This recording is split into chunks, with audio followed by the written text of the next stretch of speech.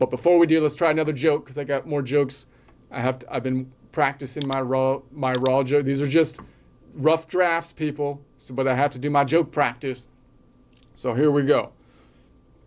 You know, I hear they're doing a new Harry Potter movie, possibly casting Snape looking slightly different than described in the books, you know?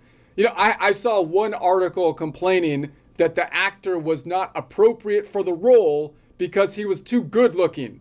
Snape being described as ugly in the books.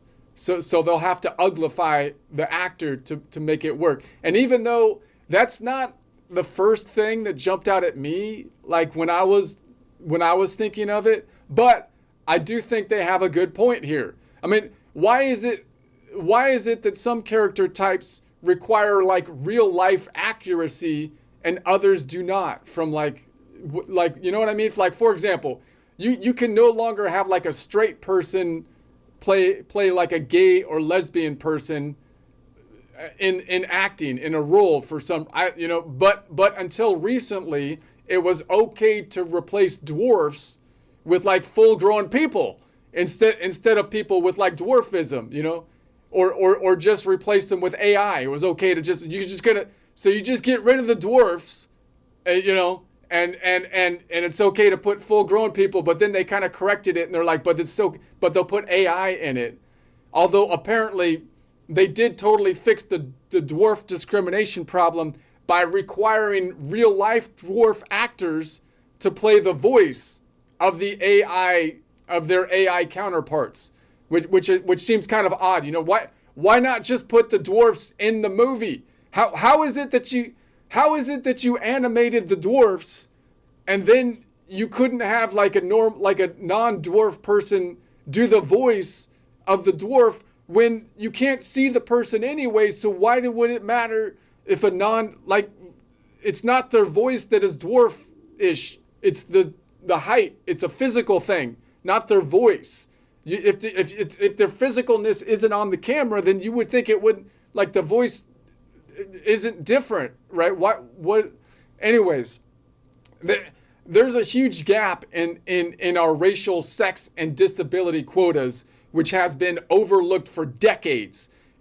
And that is that there's no category for ugly people. Why isn't there a cat? Those ugly people have problems too, man. All right?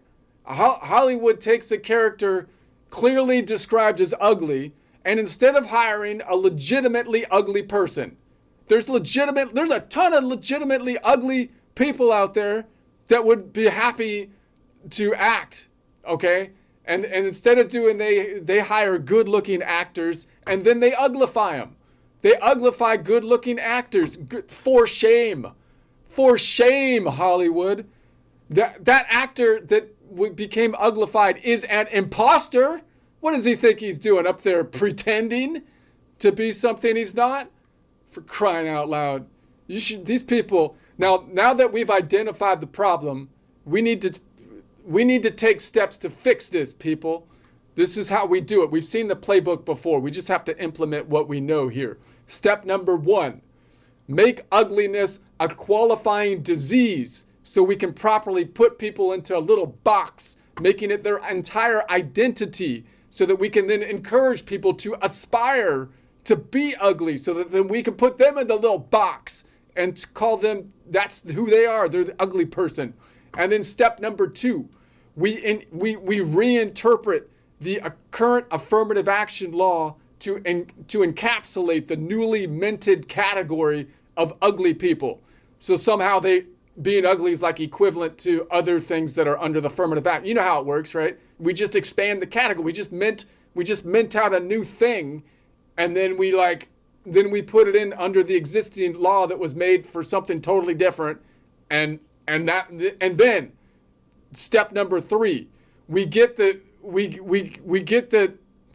unions to stuff ridiculous language into the contracts for actors, which actually make them actually contrary to the affirmative action laws that are on the books, unless you reinterpret all the language of the laws in such a way that's ridiculous so that basically now you've got it into the contracts, so now you have to argue for the contracts, which don't make any sense according to the current law because they're already in the contract. And then step 4, we shame any actor who has ever unbeautified themselves to play a role, equating that kind of action to doing that blackface stuff that people did, I don't know, in the 50s or something. Back in the 50s, there was something with blackface or something. So it's the same thing. If people uglify themselves, we make it the same thing, and then we shame people that have ever uglified themselves just to play a role. And then step 5, we make up a new name to call fans who will inevitably call this whole process stupid, because you know how those fans are, stupid fans. We should call them something like boil-faced bigots or something, or ugliphobes, stupid ugliphobes out there trying to stop the progress of ugly actors. That's what we've seen the playbook. We know it works, people. Let's start to act. We need the activists out here. Get those activists out here so we can get it done.